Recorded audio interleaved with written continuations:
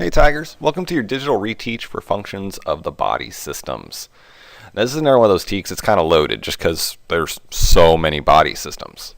The other thing I want you to be aware of, especially if you go looking on the internet for more information, or even later on if you get to college courses and you start wondering, wait, weren't there some different body systems or did we have some extras? A lot of the body systems in the state of Texas are combined into other ones in major textbooks. So there's a lot of overlap. So sometimes you'll see some organs in one body system that also appear in the other. That's okay. What we're specifically looking at for this in 7th grade really right now is what is the function of that body system? What's the purpose for us to have that body system? What does it do for us? That's what we really care about. So let's go ahead and go on here and see how we can get this one going for you. The first thing you want to realize is how do you get credit for this reteach? Just to make sure you get credit for all the work you're about to do. First off, your teacher probably gave you a worksheet, and that worksheet is like a guided note sheet. Use this to take notes while the video plays. Make sure you're following all the instructions in the video. If the video asks you to write down or work out an example, it's going to be expected to be on your notes. Listen and look for all directions. When finished, show your notes to your teacher because only your teacher can give you credit. Once they give you credit for the reteach, your teacher will then tell you how to do the next reassessment. Now remember, this is a video, so you can pause it, stop it, go back and watch whatever you need to. So if I ever go too fast, please do that. All right, let's start with the notes. If we start in the basics part of the notes, here's where we'll take our first set of notes. The first body system that we're going to look at is the circulatory system. Now, the major components of this would be the heart. That'd be the first one most people would think of. You got, of course, the blood and the blood vessels, and a lot of other little parts in there as well, too, that we don't need to bring up. But the most important thing we understand about the circulatory system for this unit is why do we have it? So that's going to be the function. A lot of teachers will call the function the job. What's the job of the circulatory system? And basically for us, it's going to allow the blood to move around the entire body.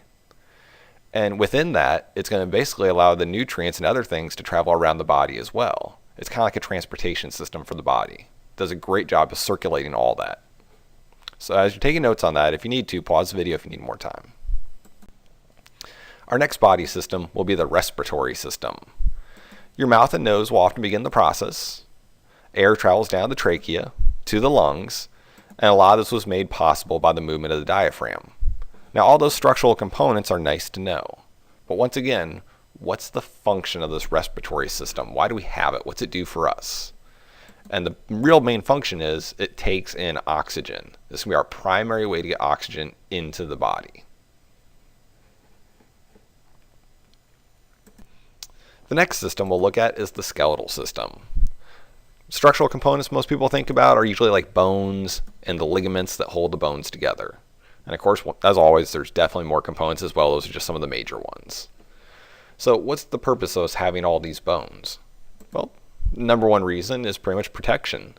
And if you think about things like the rib cage is covering up tons of the vital organs that you need in other systems to survive. And then you kind of get a little bit of support as well. You know, it'd be tough for humans to stand upright if it wasn't for supporting the bones and giving us some rigid frame and rigid structure. The next one we'll look at is the muscular system. Obviously, we got the muscles and things like the tendons that hold the muscles onto the bones. And then the most important thing we want to think about is what's the advantage of having muscles anywhere in the body at all? And the function of the job of this system is pretty self-explanatory. Muscles are going to allow you to move and get work done. So movement's a major function of the muscular system. Our next one that we're going to look at is the digestive system. Now, many books will call the digestive system and the urinary system or excretory system similar in ways, and that's fine. For us, we're going to separate it though. So for the digestive system, even the mouth and throat is part of the digestive process. A lot of times the enzymes in your mouth will start to break down the food. Your teeth can definitely start to break it down as well. And then as the food travels down the esophagus, it's going to reach the stomach. Some things happen in the stomach and also as well as the small and large intestines. Either way, this is all part of digesting the food, turning the food into something that you can use. And that's the real function here. It breaks down the food and it absorbs the food to use it as energy. Without this system, eating food would be a waste for us and we wouldn't get anything out of it. Our next body system is the excretory system. Now, once again, this system gets combined with others a lot. But for now, just think of it like an exit, things that help things exit. So kidneys are a part of this often, bladder, even your skin can be a part of this, your lungs, things like that. Basically, the function is to remove waste and other toxins from your body.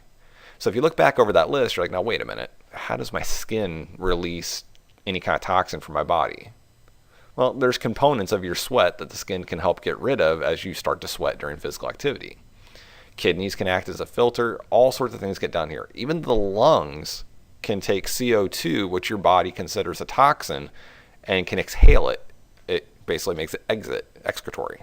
So the function is get rid of the waste and other toxins from the body that our body does not need or want or is done with. The next one, for the reproductive system. Once again, simple enough. For females, the major components are the ovaries. For males, it's the testes. The basic function is as simple as it gets, to produce more offspring. And this will basically allow you to store and pass on genetic material. Another system we have is the integumentary system. This is things like your skin, your hair, and your nails. The main function here is going to protect the body from outside bacteria. And also there's a little bit of body heat control here as well. So the skin basically is just a huge protective barrier. It blocks things out and kind of protects everything inside of it. Think of all the things that get on your skin every day that, thank goodness, don't get inside of us. You know, this is pretty evident why you wash your hands so often, but if it wasn't for the skin, that process would be a whole lot worse. The nervous system.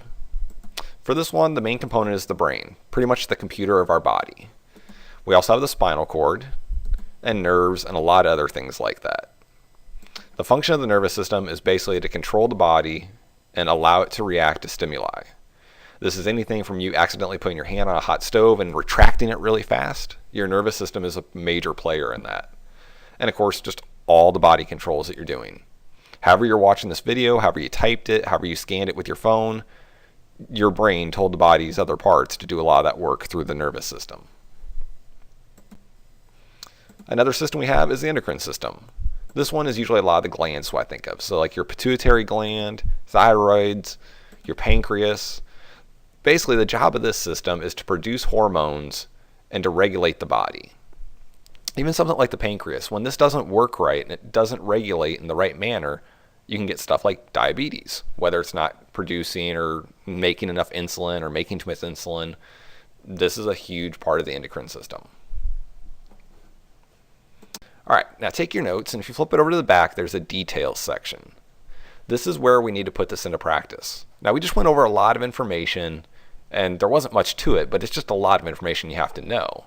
So for these examples, what I want you to try to do is this. I want you to try to write down one structure. That could be any major component of the system you remember, but most importantly is to get the function correct. Now, if you don't get this correct, I recommend going through the video a couple of times or using some sort of a flashcard system to do a little additional studying. Sadly, this is pretty much just straight memorization. You just have to know it. So for example number 1, go ahead and write circulatory next to example 1. And either right below that or right next to it, write down one structure and one function of the circulatory system. After you're finished, go back to the other side of your notes and check to see if you were correct. If you're wrong, you need more practice. As soon as you finish that, example 2 will be the respiratory system. So pause the video and then write down a structure and most importantly, write down the function of the respiratory system. Unpause the video when you're ready. Example 3 will be skeletal system.